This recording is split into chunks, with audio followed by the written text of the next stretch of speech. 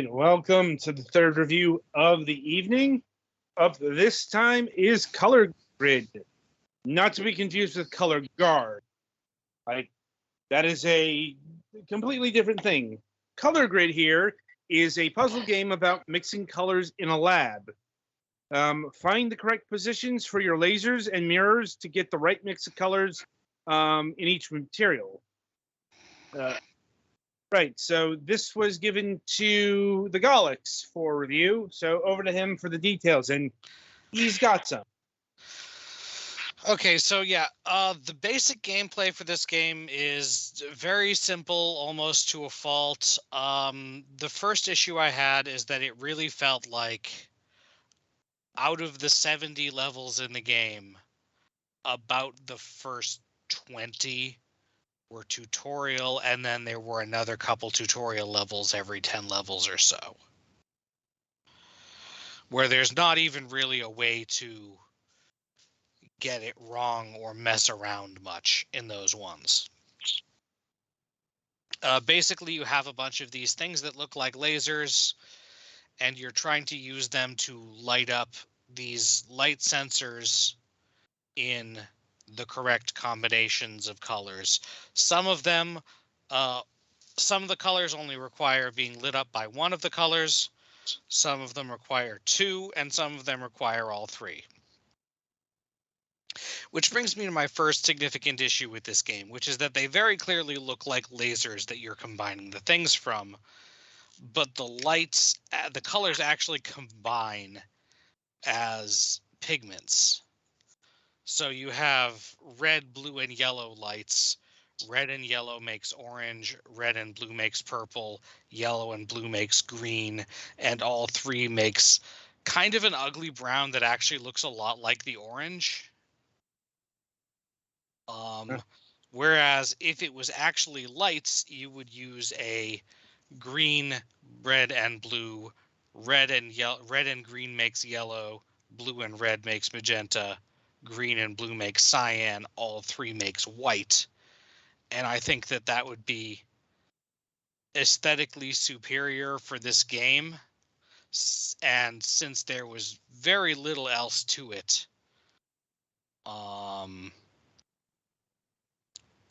it was really hard to ignore. Okay. Sorry, I'm trying not to correct Petty Fan. Otherwise, yeah, the progression is really slow. It's not until like the last 20 of the 70 puzzles that they start giving you actually a large number of squares that you can rearrange, and like things that don't need, well, there are things that don't need to be used in some of the earlier ones, but most of them don't have that many places where you can put them. And then it's only in the last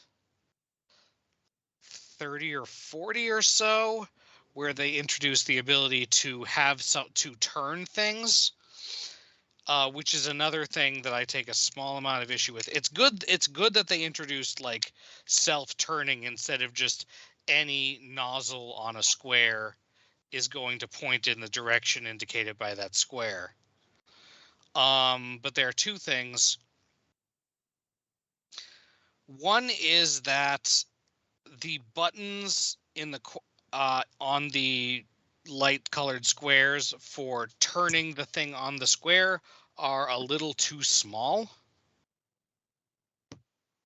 It's hard to click them. You are likely to click the light on off accidentally. Also, for the mirrors and for the square bracket things, which are the mirrors turn light at a turn the beams at a right angle.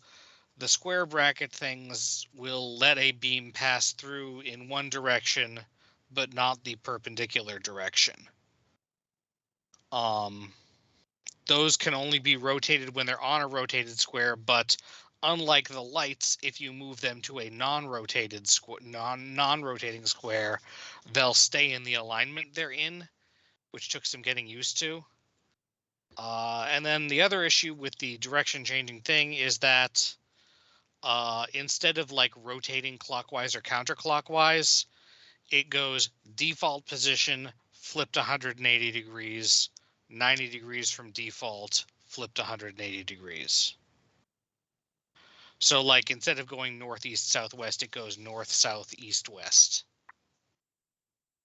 which is a little bit counterintuitive. Also, there was a little bit of weird lag sometimes. If you move a light while it is producing a beam, or move a piece while any light is producing a beam, actually, the game like redraws the beam when it's done. And if you try to grab something before it's done redrawing the beams, it'll mess up slightly. It'll often like ignore your input or buffer it weirdly. Was not a huge fan of that, but it's not that big of a thing. It's not noticeable on small puzzles, but once you have a beam that goes like around all corners of the stage and zigzags through the middle twice, the redrawing lag becomes noticeable. It's not like seconds of delay. It's like a split second, but it's noticeable. Once they actually get going with the puzzles I think are actually pretty good. They do introduce the pieces gradually, but there are really only like 4 or 5. There are the 3 different colors of lights, which I'm counting as 1, which produce a beam in one direction and block beams in every other direction.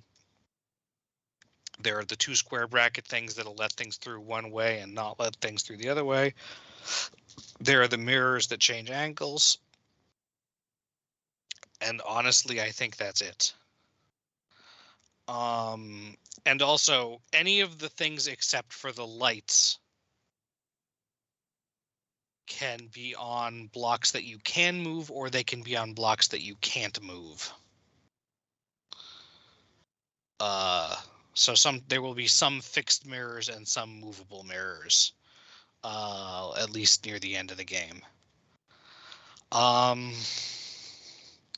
There's very limited customization. Pretty much all you get is full screen, not full screen, sound on and off, and then a choice of vaguely neutral background colors that you can cycle through. If you don't like the basic beige, there are like 2 other shades of beige, 2 shades of dark gray, and kind of a dark green, if you like those more.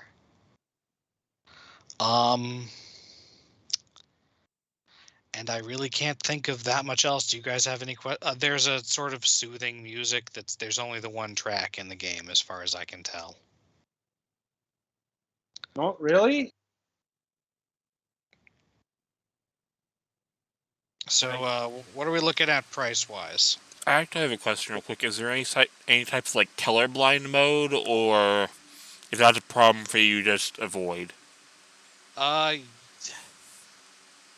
Yeah, yeah, I imagine if you were colorblind, a color puzzle game would be rough. I know many of them actually include colorblind. Like, you could do that in this by having a mode where the lights going through things and the symbols on the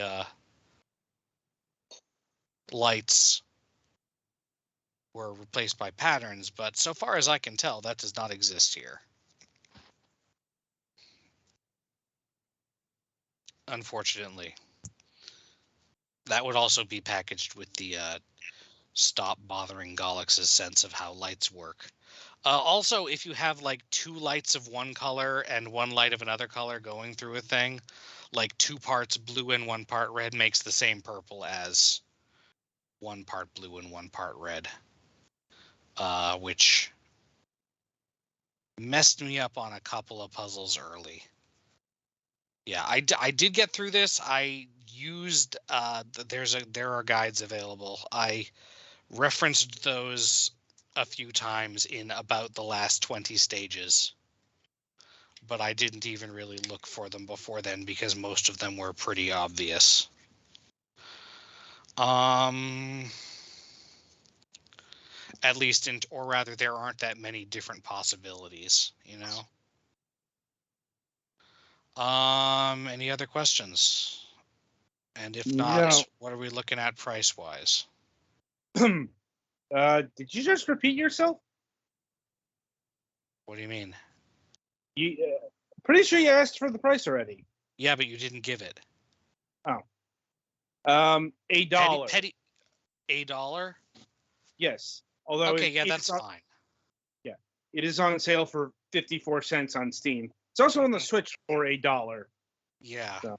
Yeah, I asked about the price before, but Petty Fan asked a question right afterwards. Right. That's what's throwing me off here. Yeah.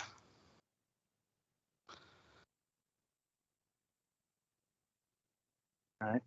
Anything else? I don't think so. It's a decent puzzle game. It's just got a couple of weird quirks, and I feel like it could have been a little bit better. And yeah, obviously, colorblind people, beware. All right. So yeah, I think that'll about do it for Color Grid here. Be sure to tune in at the break as we cover 8 Eye.